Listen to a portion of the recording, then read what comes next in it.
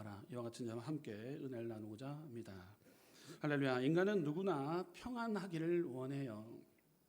편안해야지 무슨 일도 할 수 있습니다. 불편하면은요 일이 안 됩니다. 자꾸 꼬입니다. 여러분 개인의 마음도 편안해야 됩니다.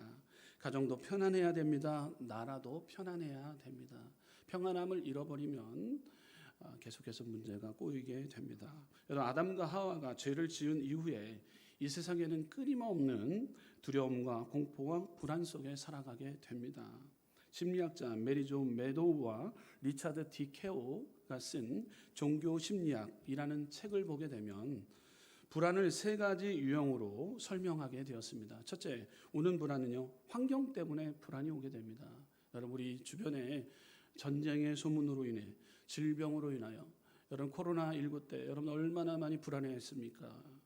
전쟁의 소문 들 때 혹여나 이 남북 간의 갈등이 더 골이 깊어질 때 전쟁의 소문이 들 때 여러분 편안합니까? 불편해요. 불안합니다. 여러분 우리 앞에 눈앞에 닥친 어려움 일들 때문에 오는 불안함, 환경 때문에 오는 불안함이 있습니다. 신경증적 불안함이 있습니다. 우리의 마음에 불안이 찾아오고 염려가 찾아옵니다. 나쁜 생각을 하는 거예요.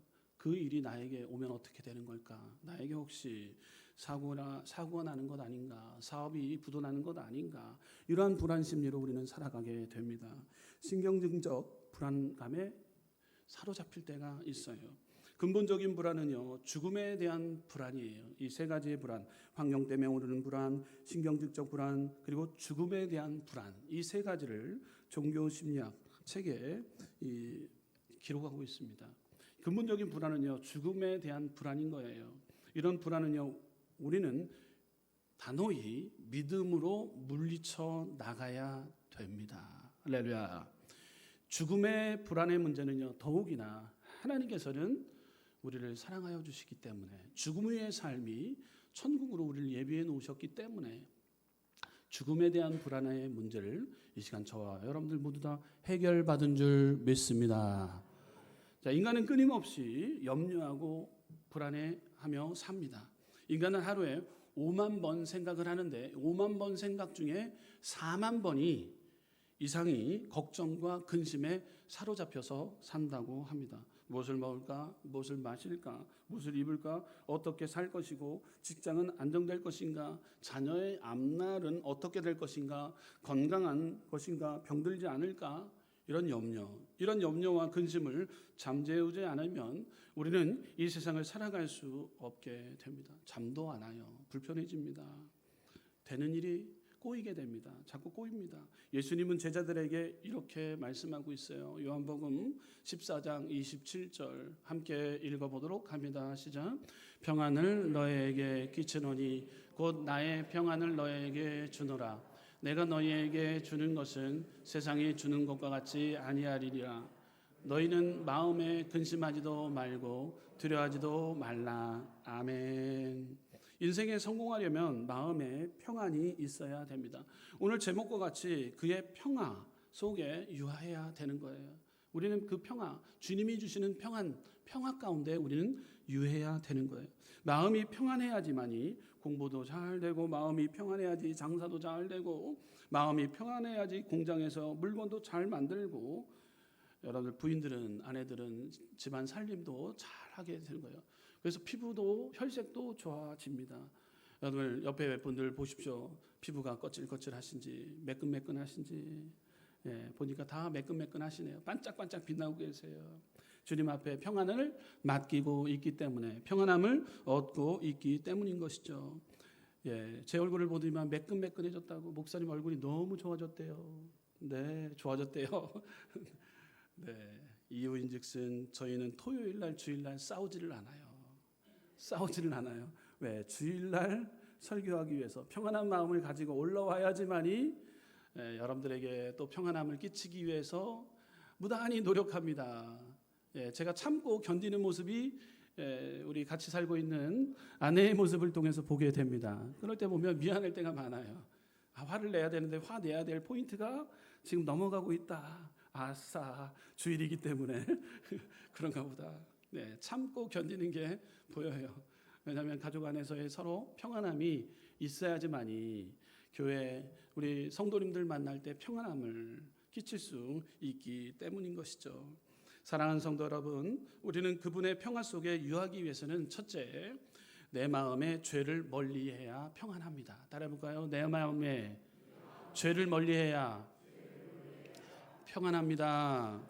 예, 죄책감이 있는 곳에는 마음에 평안함이 없습니다. 죄를 지은 사람에게 평안이 없다라는 거예요. 양심이 끊임없이 자신을 정죄하고 비판하기 때문인 거예요. 제가 이번 추석 때요 꿀단지를 받았어요. 꿀단지 받을 때 너무 좋았어요. 예, 저 꿀 좋아하거든요. 꿀은 좋습니다. 예, 좋은 거예요. 가뜩이나 기후 재앙으로 인해서 꿀이 귀해요. 이 꿀단지를 받았어요. 그래서 얼마나 기뻤는지. 근데 갑작스럽게 제 생각에 어떤 생각이 들었냐면 예전에 외할머니가 생각나는 거예요. 제가 어렸을 때 외할머니 댁에 들어가서 갔을 때 몰래 다락방에 있는 꿀단지에다가 손을 맨 처음에 한 손가락만 찍었어요. 먹다 보니까 너무 맛있는 거예요. 꿀단지를 봉해놨는데 아주 생생합니다. 까만 고무줄로 봉해놨어요. 창호지로 봉해놓은 꿀단지예요. 열어서 빛이 들어오는 다락방에 빛이 들어오고 있어요. 꿀단지에 빛이 들어오고 있어요. 그래서 보고 있는데 먹고 싶어요. 꿀단지를 열어서 창호지를 열고 손가락을 찍어 먹으니까 얼마나 맛있는지. 이번에는 한 손가락만 내면 안 될 것 같아요.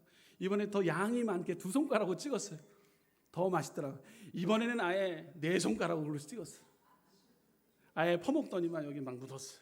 어린 진이기의 모습이었어요. 옆에 보니까 바닥에 질질 흘려져 있는 거예요. 큰일 났다는 생각보다도 맛있다라는 생각이 들더라고요.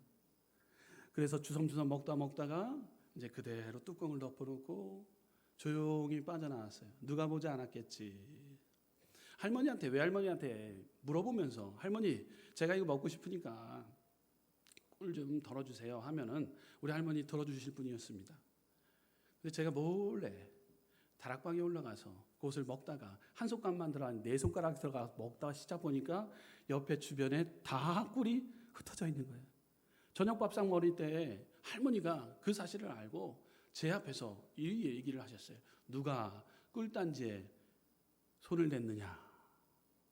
나단 선지자였어요. 나단 선지자. 예. 꿀단지에 누가 손을 댔느냐? 할머니 앞에서 삐죽삐죽 대면서 제가 꿀단지에 손을 댔습니다. 용서를 구했어요. 이러면 안 된단다 하고 할머니가 아주 저에게 단호하게 말씀해 주셨어요. 이렇게 죄를 지으면 안 되는구나. 언젠간 걸리는구나. 초등학교 때 또 일이 있었습니다. 언제 운동장에서 이 클립을 하나를 주셨어요. 클립 하나를 주셨어요. 클립을 하나 주셔서 가지고 놀다가 이걸 쫙 펴갖고 하굣길에 벽을 쭉 긁고 오다가 차가 있길래 검은 차가 있길래 혹시 벽처럼 이게 긁어지는가 해서 쭉 긁었는데 손가락 마디만큼 긁어진 거예요. 누가 안 봤겠지 웬걸요. 옆에 주인이 계셨던 거예요. 제 귀를 잡더니만 이놈의 새끼 여기다 이러면 어떻게 하면서 저에게 호되게 혼냈어요. 그때 아저씨에게 제가 빌었어요. 비나이다 용서하여 주소서. 다행히 그 아저씨는요 저를 용서해 주셨어요. 네, 누구누구 아들, 누구누구 동생 다 알고 있었기 때문에 용서를 해줬는지 모르지만 저의 길을 아주 끝까지 잡아당기더니만 이번에 아버지에게 가자, 어머니에게 가자. 제가 얼마나 눈물을 흘리면서 그곳에서 빌었는지 몰라요. 빌어서 다시는 이런 일을 하지 않겠습니다. 한 번만 용서해달라고. 그 어린 나이 초등학교 1학년 때 그런 일이 있었어요. 이게 죄구나. 죄로 인해서 이러한 문제가 오는구나. 누가 꿀단지에 손을 댔니? 여러분들 우리는요 이 죄로 인해서 다시 그것을 대면할 때 두려움의 마음이 올 때가 있습니다. 꿀단지만 보면은요 어떤 마음이 와요? 할머니가 저에게 누가 꿀단지에 손을 댔니? 라는 단어가 떠오르고요. 검은 차만 봐도 그 동네 그 지나간만 해도 내가 옛날에 이 죄를 지었던 곳 생각나게 됩니다. 그것에 우리는 양심이라는 우리 마음에 양심이 있기 때문에 그런 거예요. 여러분, 이 양심의 문제가 무너지게 되면은요, 크나큰 문제가 오게 됩니다.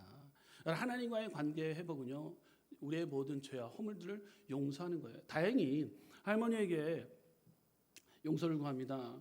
그런 짓 다시 안 하겠습니다 라고 했기 때문에 용서함 받고 자유함이 임했고, 그래 어이 먹어라, 꿀 다음번에 또 줄게 하면서 용서함을 받았습니다. 아저씨에게도 용서함을 받았어요. 누가 나를 용서해 줬다라는 것, 자유함이 임해요. 자유함이 임해요. 여러분, 우리 안에 이런 자유함이 임해야 되는 것. 여러분, 우리가 죄가 평생 따라다닙니다. 평생 따라다녀요. 여러분, 이 평생 따라다니는 죄를 나 혼자만 보지 않았겠지라는 것이 아니라 주님이 우리 안에 계시기 때문에 주님이 이 속에서 근심하고 있다라는 사실이에요. 누가 나의 죄를 보지 않았겠지, 주님이 다 보고 계신다라는 사실이에요. 그렇기 때문에 우리는 여러분들 죄책감에 사로잡히지 않기 위해서, 여러분 불편했던 마음이 평안함으로 바뀌기 위해서는 이 죄의 문제를 우리는 해결해야 됩니다. 내 마음의 죄를 멀리해야지만이 평안함이 우리의 마음의 심령 가운데 찾아오게 되는 것이죠. 양심의 괴로움에 해방될 수 있는 유일한 길은요, 하나님 앞에 나아가 통회 자복하고 예수님의 십자가 보혈로 마음을 씻어내는 것이에요. 그러므로 우리는 무엇보다도 하나님과의 관계, 올바른 관계를 맺어야 된다는 사실이에요. 죄를 회개해야 평안함을 얻기 때문인 것이죠. 정신분석학자 프로이드는요, 죄를 지으면 내적으로 신경쇠약, 그리고 위장병, 가슴앓이, 고혈압 등 우리의 심령에 불안함이 오기 때문에 각종 질병으로 인하여 질병의 원인이 된다라고 정신분석학자는 얘기합니다. 죄가 있는 곳에는 평안이 있을 수가 없다라는 사실이에요. 하나님의 말씀을 불순종하는 사람이 평안이 있을 수 없다라는 거예요. 형제와 싸우는 사람에게 평안이 있을 수 없다라는 거예요. 죄를 지은 영혼 속에 평안이 없다라는 거예요. 죄를 회개해야 진정으로 평안을 얻게 된다라는 사실이에요. 그의 평화 속에 유하게 되길 원합니다. 할렐루야. 그의 평화 속에 유하기를 원하나이다. 오늘 이 고백 결단이 저와 여러분들의 고백 결단 되시기를 주님의 이름으로 축원드립니다. 요셉의 형들은요, 요셉을 판 뒤에 평안을 잃어버렸습니다. 형들이 요셉을 미디안 장사꾼에게 종으로 팔았습니다. 그리고 아버지 야곱에게 요셉이 짐승에게 물려 죽었다고 거짓말까지 행합니다. 그러나 그들은 하루도 다리를 쭉 뻗고 잠자리에 들 수 없게 된다는 사실이에요. 죄를 지으면 겉은 평안한지 모르지만 그 심령 속은 늘 불안함이에요. 불안함의 연속, 평안함을 잃어버린 채 불안함의 연속의 과정이 계속해서 온다라는 거예요. 여러분, 사울 왕 다윗을 질투하기 시작부터 평안함을 잃어버리기 시작합니다. 다윗은 시기하고 질투하여 죽이려고 했습니다. 시기와 질투로 얼룩진 사람에게 평안이 있을 수 없게 된다는 사실이에요. 사울의 마음에는 고통과 절망이 또 불안함이 가득했다라는 사실입니다. 여러분들, 사울 왕 불안해서 잠을 자지를 못해요. 질투로부터 평안함을 잃어버렸기 때문인 것이죠. 다윗도 평안함을 잃어버린 때가 있었어요. 다윗이 우리아의 아내 밧세바를 탐해서 우리아를 전장에 죽게 만들었고요. 다윗은 죄를 짓고 나서 불안하고 양심의 가책으로 고통을 받기 시작합니다. 그때 외할머니와 같은 그 아저씨와 같은 나단 선지자가 나타나요. 저에게 있어서는 외할머니는 나단 선지자였어요. 검은 차, 까만 차 주인, 슈퍼살롱 그 차주는 저의 나단 선지자였어요.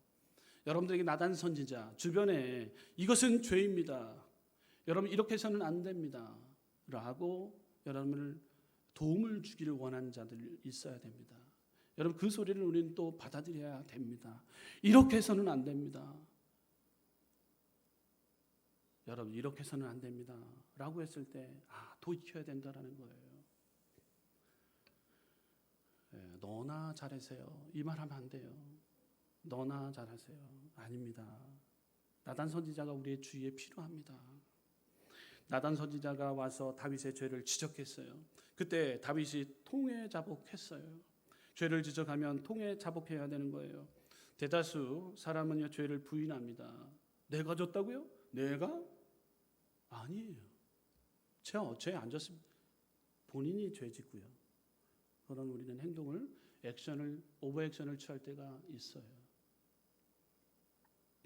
대다수 사람들은 죄를 부인해요. 죄를 자복하지 않습니다. 죄를 자복해야 하는 것입니다. 여러분, 다윗은 죄를 회개하고 나니 하나님의 평안이 강물같이 들어왔다라는 사실이에요.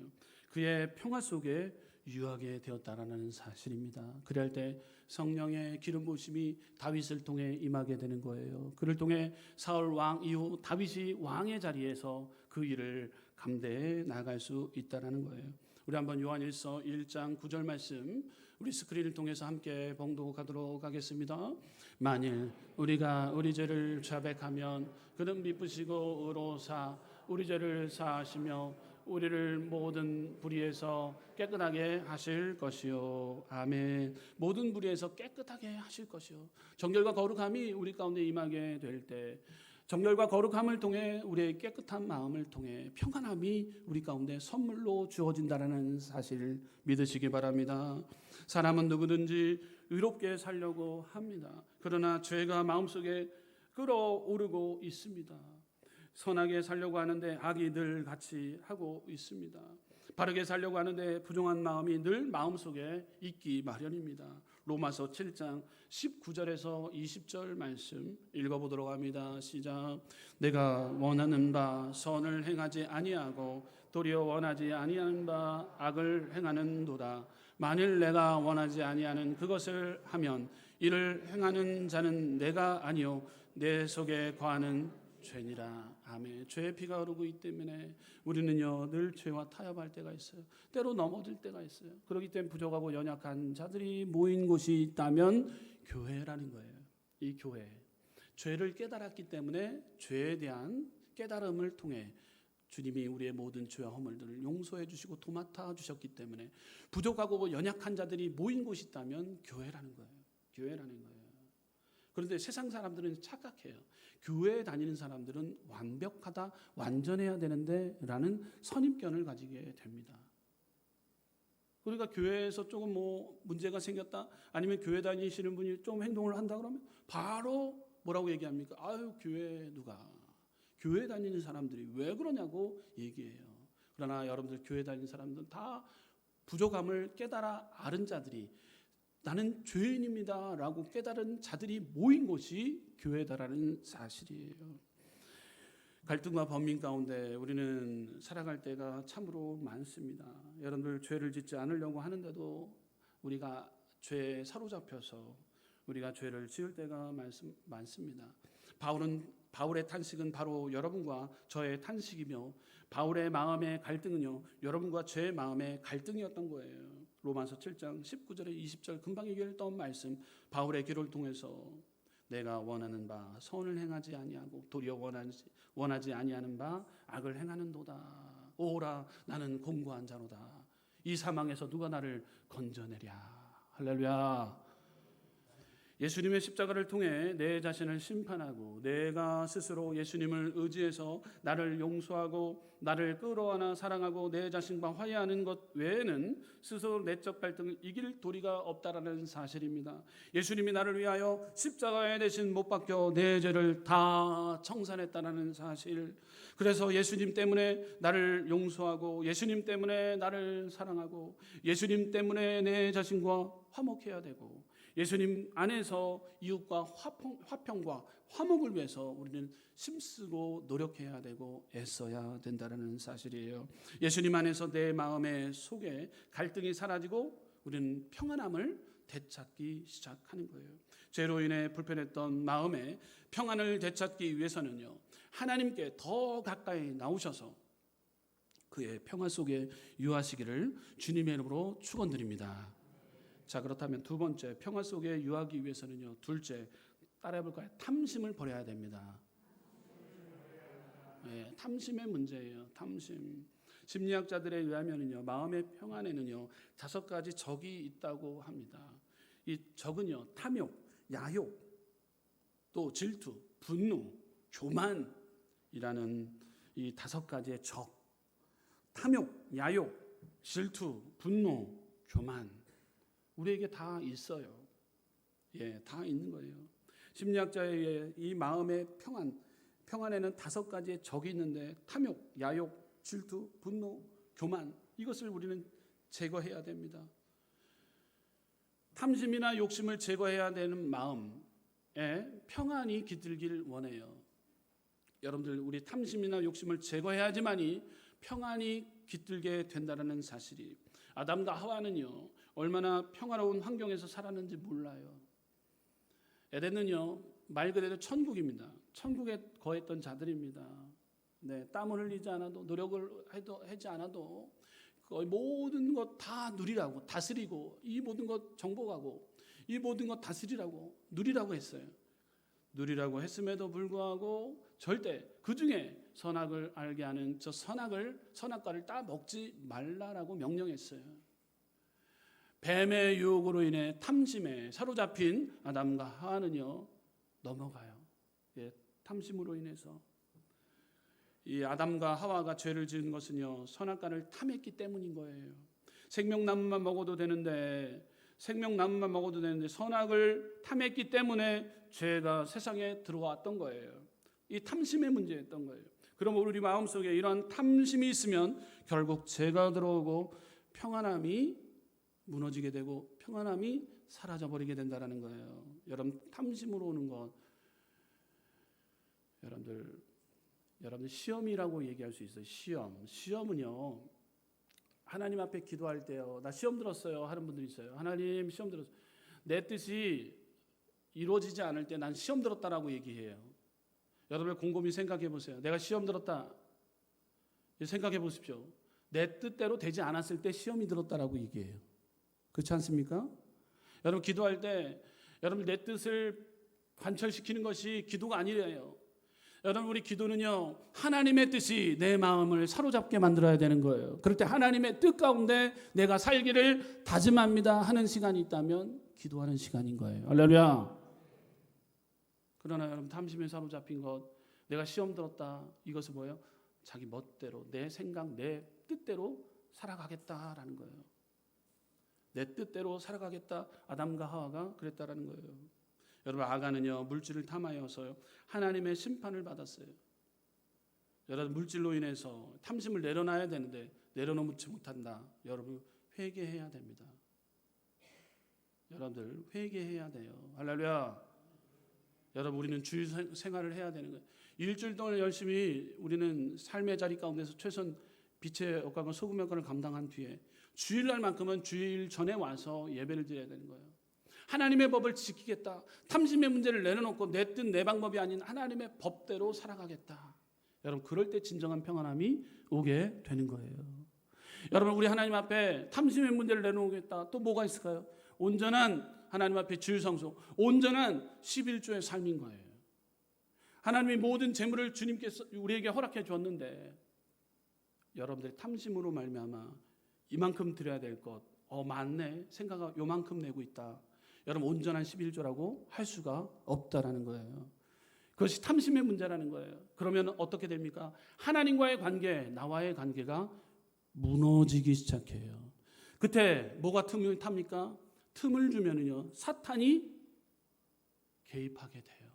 그러면 그때서부터는 사탄의 노예가 되고 사로잡히게 되어서 탐심의 문제로 인해서 평안함은 무너지게 됩니다. 불편함이 오게 됩니다. 우리의 삶의 마음의 심령 가운데 엉겅퀴가 자리 잡히게 됩니다. 그러면은요 불편함이 오게 돼요. 웃음이 멈추게 됩니다. 평안함이 없어지게 돼요. 여러분, 탐심의 문제예요. 아간은요 물질을 탐하여서요 하나님의 심판을 받게 되었습니다. 여호수아 7장 말씀인 거죠. 우시야 왕은요 제사장 직분을 탐하였어요. 직분에 대해서 탐하였어요. 그래서 하나님의 심판으로 한센병에 걸리게 되었습니다. 역대하 26장에 나와 있는 말씀인 것이죠.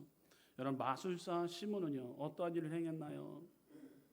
성령에 사로잡힌 자 베드로가 기적을 행했고 하나님의 능력으로 치유와 회복의 역사가 일어나기 시작했어요.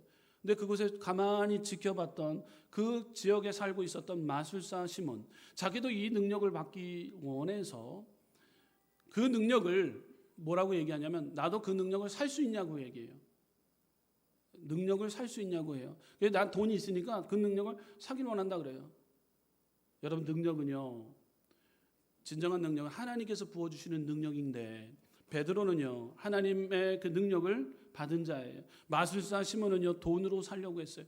돈으로 살 수 없어요. 하나님의 능력, 하나님의 평안은요 돈으로 살 수 없다라는 거예요. 탐심의 문제를 해결하지 않고서는요 우리는 능력이 나타날 수가 없다라는 거예요. 사도행전 8장 18절에서 20절 말씀 함께 읽어보도록 합니다. 시작. 시몬이 사도들의 안수로 성령 받은 것을 보고 돈을 들여 이르되 이 권능을 내게도 주어 누구든지 내가 안수하는 사람은 성령을 받게 하여 주소서 하니, 베드로가 이르되 내가 하나님의 선물을 돈 주고 살 줄로 생각하였으니 내 은과 내가 함께 망할지어다.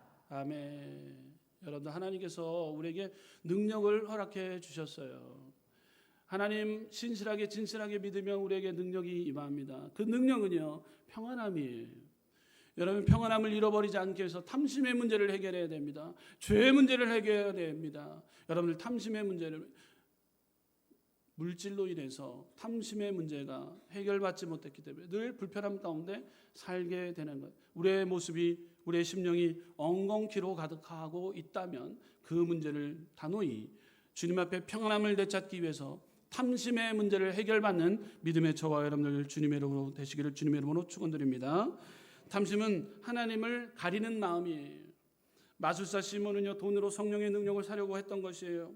탐심과 욕심이 들어오면 죄가 들어오고 우리의 인생은 망합니다. 그러므로 우리는 탐심을 버려야 되는 거예요.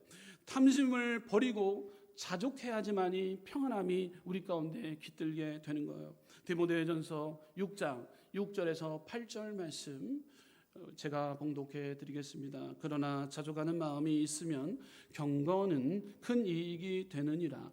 우리가 세상에 아무것도 가지고 온 것이 없음에 또한 아무것도 가지고 가지 못하리니 우리가 먹을 것과 입을 것이 있은즉 족한 줄로 알 것이니라. 아멘. 우리 빈손으로라도 빈손으로 갑니다. 적신으로라도 적신으로 갑니다. 여러분, 빈손으로 갑니다. 그렇기 때문에 여러분들, 우리는 자족할 줄 알아야 돼요. 여러분들 곳간에다 여러분들 많은 물질, 많은 쌀, 많은 곡식 다 싸놉니다. 여러분, 그거 한순간에 우리 영혼 데려가면 그거 다 뭐 하실 겁니까? 여러분들 있는 것에 우리는 자족의 은혜를 배워야 됩니다. 탐심의 문제를 우리는 내려놔야 되는 거예요. 사도 바울은 어떤 형편에도 만족할 줄 아는 사람이었습니다. 외투 한 벌밖에 없음에도 만족을 했습니다. 건강이 안 좋은데도 만족을 했습니다. 복음을 증거하다 억울하게 감옥에 갇혔는데도 그 안에서도 바울과 실라는 하나님을 찬양했다라는 거예요. 찬양할 수 없는 곳에서 찬양하는 것, 자족의 마음, 만족의 사람이었다라는 거예요. 누구를 통해서 만족합니까? 누구를 통해서 자족합니까? 주님을 통해. 그분이면 만족합니다. 가난과 궁핍 중에도 자족하는 비결을 배워 불평하지 않고 선교를 행했던 바울의 모습이에요. 무슨 일이 되든지 감사하며 만족하며 살았던 바울이에요.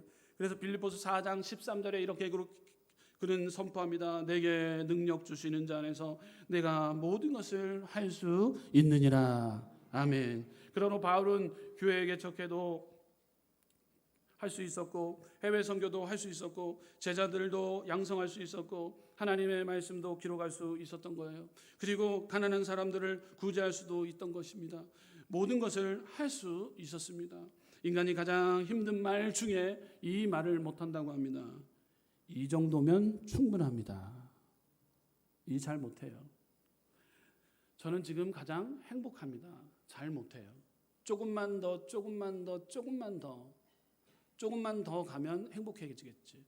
조금만 더 해야지 충분하지. 이렇게 이야기를 합니다. 이 정도면 충분합니다.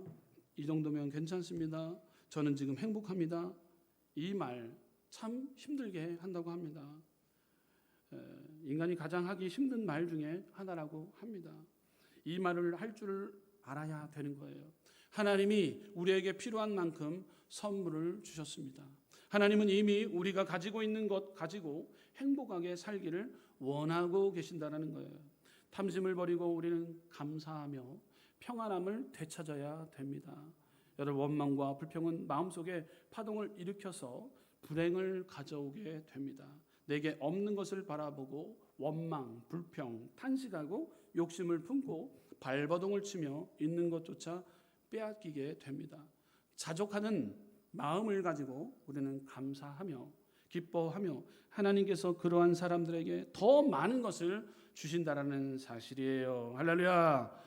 여러분, 탐심의 문제를 해결하고 자족하며 평안함을 되찾는 우리 믿음의 우리 순복음 성교회 믿음의 가족, 우리 또한 유튜브 앞에서 드리는 귀한 성도님 되시기를 주님의 이름으로 축원드립니다. 자, 세 번째로 그의 평화 속에 유하기 위해서는요, 가족 같은 이웃과 화목해야 평안합니다. 한번 선포합시다. 가족 같은 이웃과 화목해야 평안합니다. 아멘. 여러분, 마틴 루터 킹 목사님이 어두움은 어두움을 쫓아낼 수 없고 빛이 있어야만이 사라진다라는 말을 했습니다. 사랑만이 미움을 쫓아낼 수 있습니다. 미워하지 말고 사랑해야 됩니다. 그럴 때 평안함이 오게 돼요. 여러분, 이번 추석 명절 동안에 목사의 타이틀을 벗고 집에 올라가서 여러분들 뭐 하고 와야 된다고 제가 여러분들 앞에 선포했나요? 불 떼고 왔어요. 불 떼고, 가족들과 함께 불을 지펴서, 제 당번이 불 지피는 당번인데 불을 잘 떼요. 제가요. 숯도 잘 뽑아내요. 거기서 고기를 구워 먹는데 이번에는 우리 형님이 어떻게 멧돼지를 잡았어요. 멧돼지. 불을 많이 떼야 되겠죠. 멧돼지를 잡았으니. 날씨가 얼마나 더운지 날씨가 얼마나 더운지 아주 그냥 뭐 얼굴에 있는 육수를 얼마나 뺐는지 몰라요. 그래서 즐겁게 여러분들이 기도해 주셔서 제가 이 단상에서 얼마나 원망을 했는지, 아니 고향 땅에 가려면 11시간 걸립니다 그랬는데 이번에 4시간 반 걸렸어요. 여러분들이 기도를 많이 해주셔서 홍해수가 갈라진 것처럼 쫙 제가 가는 데마다 쫙쫙 갈라지더라고요. 그래서 4시간 반, 뭐 밀리는 것 하나도 없이, 내려오는 것도 밀리는 것 하나도 없이 내려왔어요. 여러분, 고향 땅에 갔다 오니까 얼굴이 어떻게 바뀌었어요? 불편하게 보입니까? 네, 좋아 보이지 않나요? 가족들 안에서 제가 해야 될 일은요, 화목함을 끼치기 위해서 수고해야 되고 노력해야 되는, 그를 통해서 어쨌든 간에 복음을 전해야 될, 이웃 간에 가족 간에 상호 간에 사랑을 품고 그들에게 다가서서 예수 그리스도의 향기를 넘치기 위해, 풍성이 넘치기 위해 노력하고 수고해야 되는 그 자리였단 말이에요. 여러분들, 가족과 같은 이웃과 화목할 때 우리는 평안이 우리의 마음에 심령에 깃들기 시작합니다. 로마서 12장 16절에서 18절 말씀 함께 읽어보도록 합니다. 서로 마음을 같이하며 높은 데 마음을 두지 말고 도리어 낮은 데 처하며 스스로 지혜 있는 채 하지 말라. 아무에게도 악을 악으로 갚지 말고 모든 사람 앞에서 선한 일을 도모하라. 할 수 있거든 너희로서는 모든 사람과 더불어 화목하라. 아멘. 하나님의 말씀이 내 안에 심겨지게 되면 평안함이 오게 됩니다. 불편했던 마음들이 있다면 이 말씀을 통해 화목하게 일을 처리하지 못했다면 화평함을 위해서, 화목하기 위해서 우리는 노력해야 되는 거예요. 그럴 때 진정한 평안함이 우리 안에 되찾게 되는 것이죠. 불편하면 안 돼요. 하나님의 말씀을 지켜 행하기 위해서 우리는 수고해야 됩니다. 죄의 문제를 멀리하고 탐심의 문제를 해결해야 되고 하나님과의 나의 관계가 일정하게 유지해야 될 뿐만 아니라 이웃과의 관계가 무너져 있다면 평안할 수가 없게 되는 거예요. 불편하게 되면은요, 우리 안에 평안함을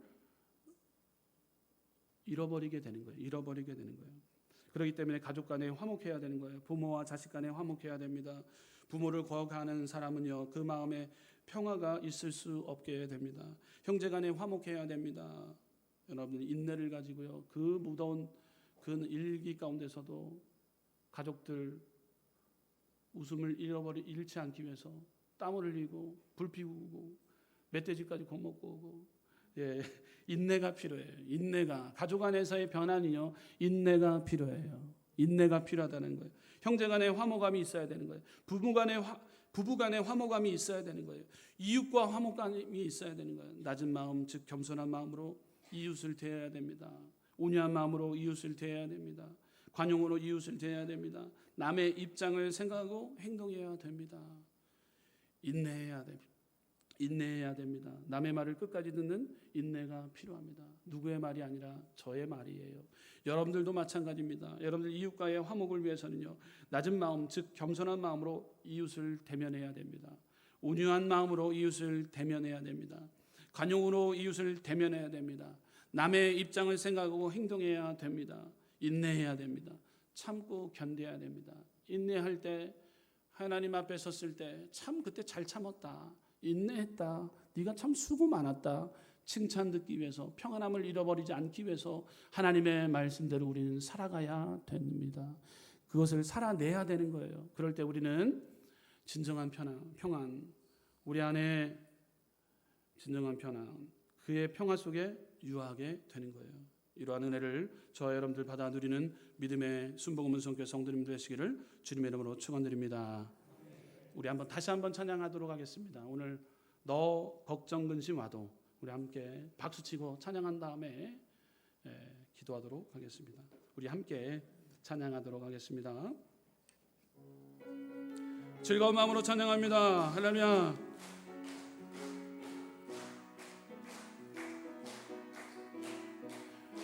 너 근심 걱정 와도, 너 근심 걱정 와도, 어려운 일 당해도 걱정 말아라, 걱정 말아라. 주 너를 지키리, 주 너를 지키리.